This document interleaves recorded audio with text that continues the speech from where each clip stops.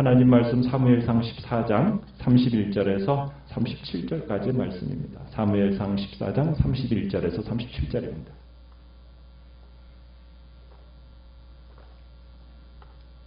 사무엘상 14장 31절에서 37절입니다.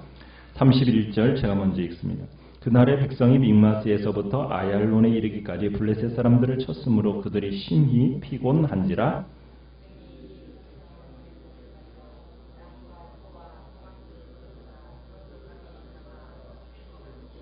무리가 사울에게 전하여 이르되 보소서 백성이 고기를 핏째 먹어 여호와께 범죄하였나이다. 사울이 이르되 너희가 믿음이 없이 행하였도다. 이제 큰 돌을 내게로 굴려오라 하고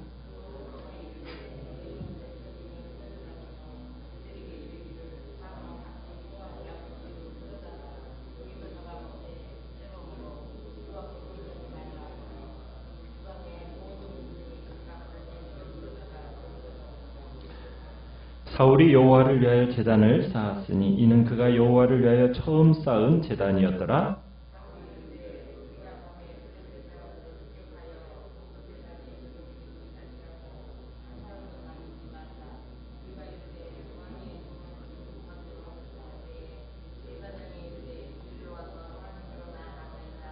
같이 있습니다. 사울이 하나님께 묻자오되 내가 블레셋 사람들을 추격하리이까 주께서 그들을 이스라엘의 손에 넘기시겠나이까 하되 그날에 대답하지 아니하시는지라. 아멘. 오늘 말씀의 제목은 백성들의 실책이라는 제목으로 말씀을 나눕니다. 우리는 지금 요나단의 대범한 선제 공격으로 인해서 이스라엘이 지금 블레셋을 이기고 승리할 수 있는 그 틀을 잡게 된 것을 보았습니다. 그런데 갑자기 사울은 전쟁이 임하는 군사들에게 엉뚱한 명령을 내렸죠. 어떤 명령을 내렸습니까? 전쟁이 끝날 때까지 금식하라는 명령을 내렸습니다. 그러니까 사울은 전쟁이 임하는 군사들에게 무리한 것을 요구하는 겁니다. 어떻게 보면 사울은 스스로의 열심으로 저녁 전에는 무엇을 먹는 자는 저주를 받을 거라는 그런 선언을 하게 된 거죠. 여러분, 전쟁함에 있어서 필요한 게 뭡니까? 어떻게 보면 가뜩이나 힘이 필요하잖아요. 에너지가 필요한 거 아니겠습니까? 그런데 그 에너지가 필요한 자들에게 허락이 있기 전에 먹을 것을 먹으면 죽을 것이다, 저주를 받을 것이라고 선포했으니 얼마나 황당한 일이겠어요. 참으로 사울을 어떻게 보면 판단력이 완전히 망가진 상태였던 거죠. 사울의 맹세는 참 어리석은 거였습니다. 이 맹세가 그날의 이스라엘 백성들로 하여금 어떻게 만들었습니까? 심히 피곤하게 만들었다. 이렇게 이야기하고 있습니다.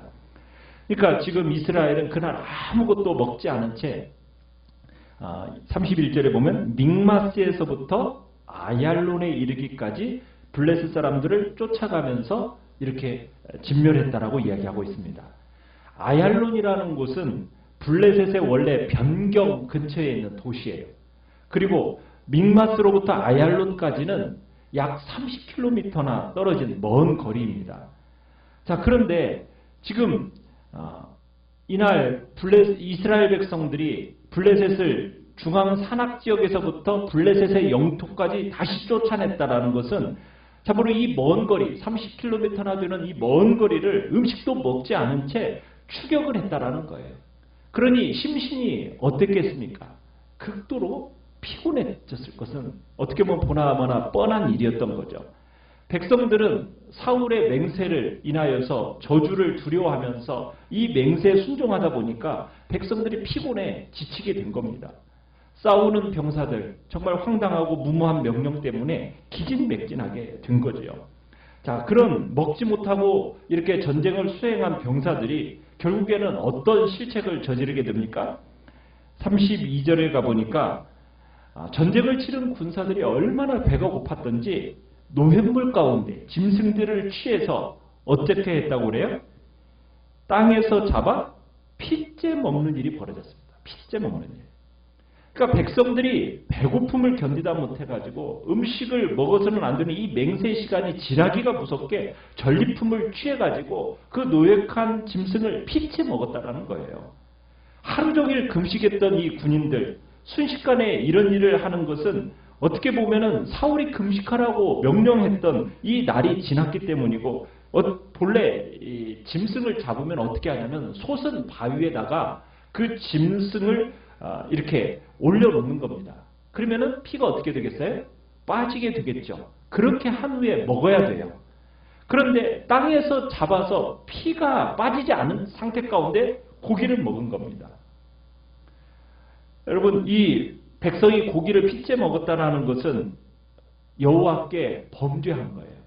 율법에는 어떻게 하지 말라고 그랬어요? 그죠? 동물의 피를 먹지 말라고 그랬거든요. 그것은 하나님의 율법을 어기는 죄였어요. 그러니까 피째 먹어서는 안 되는 이 고기를 먹음으로 말미암아 율법을 범했는데, 이 백성들이 율법을 몰라서 그랬겠습니까? 아니죠. 이들은 율법은 분명히 알고 있지만 생명 걸고 싸우면서 전쟁을 수행하다 보니까 이 사울이 내린 이 금식 명령으로 인해서 아무것도 먹지 못하니까 너무 심히 피곤하고 허기진 상태가 되어버린 겁니다. 그러니까 소나 양을 잡아가지고 지금 피를 다 뺀 후에 굽거나 삶아서 먹기에는 기다리기가 너무 힘든 거예요. 그래서 그냥 피째 먹어버리는 그런 일이 벌어지게 된 겁니다. 어떻게 보면 무리한 금지가 부른 재난이라고 볼 수가 있는 겁니다. 자, 이 소식이 33절에 보니까 사울에게 전해집니다. 자, 사울에게 전해지니까 문제는 이것을 보고받은 사울의 태도예요. 사울이 이런 소식을 듣자 뭐라고 얘기합니까? 너희가 믿음이 없이 행하였다.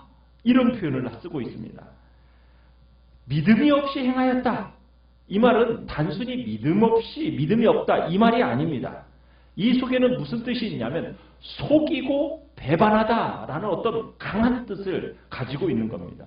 그러니까 사울이 지금 너희가 속이고 지금 배반했다라는 어떤 강한 진노를 표현하고 있는 거예요.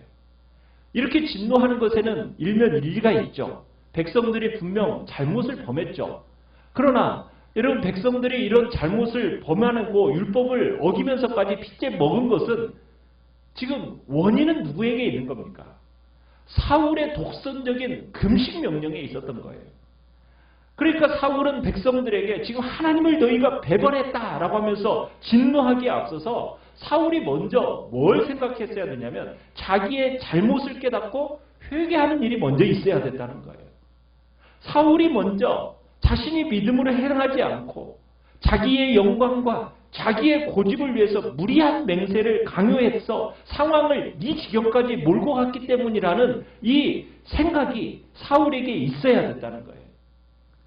이러한 불행한 사태를 보고받았을 때 사울이 먼저 자신이 1차적인 책임의 제공자라는 것을 깨닫고 스스로 반성을 했어야 되는데, 사울은 스스로의 잘못을 인정하지 않고 회개하기는커녕 누구만의 문제로 보고 있는 겁니까? 백성들만의 문제로 보고서는 지금 그 일을 대처하고 있는 거예요. 우리는 어떤 문제가 생기고 어떤 상황이 잘못이 되었을 때 항상 남을 먼저 탓하고 남을 책망하는 그런 습성이 있습니다. 그러나 우리는 남을 탓하고 책망하기 이전에 항상 우리 스스로를 살피는 자세가 필요하다는 겁니다. 특별히 지도자일수록 더욱 그리해야 된다는 거죠. 우리가 신앙생활함에 있어서 우리 자신을 돌아보고 성찰하는 것, 그것만큼 중요한 것은 없습니다. 하나님을 따르며 순종하는 영적인 여정에서 자신을 전방위적으로 이렇게 돌아보면서 다스리는 일을 우리는 게을리해서는 안 돼요. 그것을 게을리한다면 초라한 결말을 얻게 된다는 겁니다. 어떻게 보면 사울은 이 부분에 있어서 실패한 지도자였던 거죠. 사울은 더 이상의 죄를 막기 위해서 이제 어떤 조치를 취하고 있습니까? 34절에 가보시면은 큰 돌을 자기에게로 굴려오라고 그럽니다. 그러면서 큰 바위를 세워놓고 그곳에서 짐승을 잡도록 합니다. 임시 도살장을 만들어준 거예요.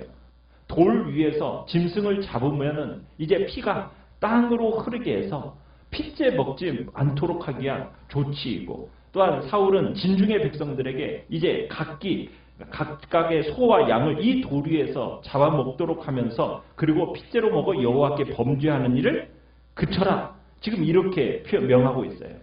그랬더니 이제 34절에 보니까 이제 모든 그 밤의 백성들이 각각 자기의 소를 끌어다가 거기서 잡아 먹습니다.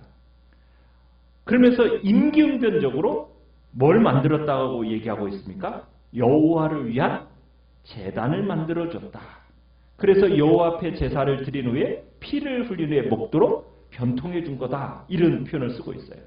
그러니까 이 돌이 일종의 뭐가 되었다라는 거예요. 제단이 되어서 그 위에서 죽인 모든 짐승의 피가 하나님께 바쳐지게 하기 위함이었다. 그러면서 뭐라고 했냐면 이 단은 사울이 여호와를 위하여 처음 쌓은 제단이었다. 뭐 이 제단은 승리에 대한 감사의 제단도 아니고 이미 저질러진 죄에 대해서 용서를 구하는 제단이라고 볼 수가 있는 겁니다. 자, 그러면서 이제 36절에서 보면은 사울은 또 어떤 인물인가를 우리가 볼 수가 있는데 하나님과의 영적 소통에 있어서 더딘 인물이었다는 걸 보게 됩니다. 그러니까 하나님께 묻는 일에 있어서 철저하지 못한 사람이었다는 거죠. 이제 사울이 이제 백성들이 소와 양을 잡아먹고 기력을 회복하니까 뭐라고 이제 제안을 합니까? 그날 밤에 블레셋 사람들을 추격하고 공격하자. 이렇게 이제 제안을 합니다. 동틀 때까지 추격을 해가지고 그들을 약탈하고 한 사람도 살려두지 말자. 이렇게 다짐하면서 무리를 독려하고 있는 겁니다. 그러니까 아마도 사울은 지금 백성들이 피곤으로 인해서 지체된 이 전쟁을 그날 안으로 지금 끝내려고 지금 하고 있는 거예요. 이에 대해서 백성들은 이 사울의 제안에 대해서 어떻게 이야기를 합니까? 왕의 생각에 좋은 대로 하십시오 하면서 그 제안에 동의를 합니다. 자, 그런데 이때 사울의 제안에 제동을 거는 사람이 있죠. 누가 제동을 걸고 있습니까? 제사장 아히야가 제동을 겁니다. 제사장 아히야가 만류하면서 먼저 어떻게 하자고요? 그렇죠. 하나님께로 나아가서 먼저 하나님의 뜻을 묻자는 거예요. 그러니까 제사장이 보기에 이 사울의 제안이 지혜롭지 못하게 보이는 겁니다. 그래서 사울은 이제 아히야 제사장의 말을 듣고 그의 권고대로 하나님의 뜻을 물어봅니다. 자, 사울이 37절에 하나님께 묻습니다. 뭐라고 물어봅니까? 내가 블레셋 사람들을 추격하리이까? 주께서 그들을 이스라엘 손에 넘기시겠나이까? 이렇게 물었어요. 자, 그랬더니 하나님이 대답을 해주세요? 안 해주세요? 대답을 안 해주세요. 사울의 물음 앞에 하나님이 침묵을 해버리신 겁니다. 여러분, 이런 침묵, 우리가 나중에 사울이 죽기 전에 길보아산 전투에 앞서서 하나님 앞에 또 물었을 때 그때도 하나님의 침묵이 또 반복되는 것을 우리가 보게 돼요. 사울의 기도에 하나님이 침묵을 하셔요. 누구에게 문제가 있기 때문입니까? 사울에게 문제가 있기 때문이죠. 하나님과의 관계가 정립되지 않았기 때문에 하나님께서 그의 물음에 침묵을 하신 거예요. 우리가 인간관계 속에서도 마찬가지죠. 서로 바른 관계가 맺어지지 않으면 상대방에게 무엇을 물어도 답변이 옵니까 안 옵니까? 답변이 안 와요. 그런 경우가 많잖아요. 하나님과 우리 인간 사이도 마찬가지라는 거예요. 하나님과 바른 관계에 있지 않으면은 우리가 하나님 앞에 기도해도 그에 대한 응답이 오지 않는다는 거예요. 오늘 본문에서도 지금 본문에 이제 우리가 계속 읽어보면은 사울의 기도에 응답하지 않으신 것이 외면적으로 볼 때는 요나단이 사울의 맹세를 거역했기 때문이다라고 이렇게 우리가 이제 내일 본문에 나옵니다. 그러나 이런 불상사가 발생하게 된 이유는 뭐 때문이에요? 요나단이 사울의 맹세를 거역했기 때문이라고 얘기하지만 사울의 경솔함이 원인이었거든요. 그런 점을 감안하면 문제는 원인은 누구에게 있는 거예요? 사울에게 있는 겁니다. 사울이 먼저는 율법을 어기고 제멋대로 참으로 사무엘이 오기 전에 제사를 드림으로 인해서 이미 하나님과의 관계가 어떻게 돼버렸어요? 뒤틀려져 버린 거거든요. 우리가 하나님 앞에 기도할 때 간절히 기도함에도 불구하고 하나님 앞에 응답이 없을 경우가 있어요. 그럴 때는 먼저 어떤 일을 해야 될까요? 스스로를 돌아보는 일을 해야 되는 거예요.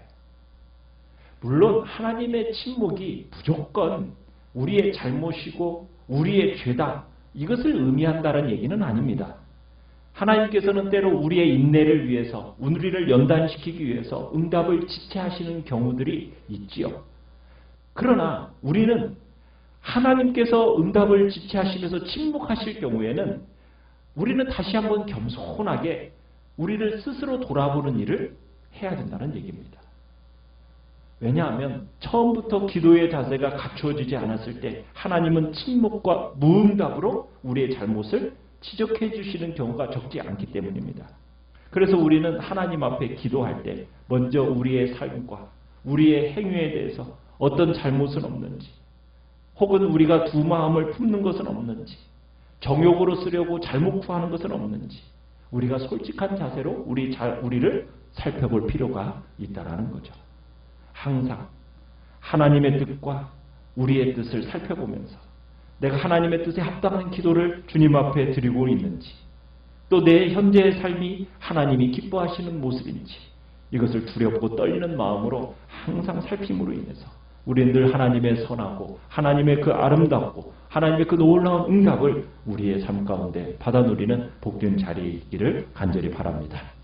우리가 실수와 어려움 속에서 우리 자신을 돌아보고 하나님을 배워가는 복된 삶을 살게 해달라고 이 시간 주님 앞에 기도하며 나가시기 바랍니다.